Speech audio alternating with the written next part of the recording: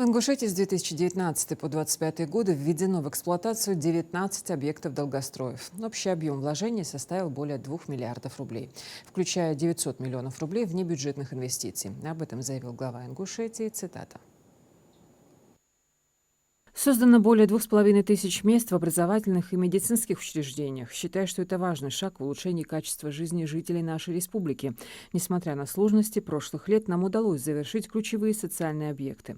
Особое внимание уделялось прозрачности финансирования и контролю за подрядчиками.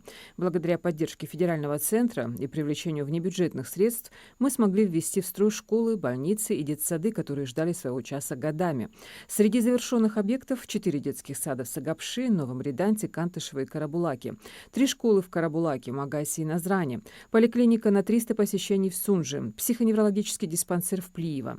Также достроены культурные объекты, Дом культуры и выставочный центр в Сунже, музыкальная школа в Назране, проведена реконструкция лагеря Эрзи, увеличившая его вместимость с 300 до 500 мест. В жилищном секторе сданы 4 дома в Малгобеке, Южном и Новом Реданте.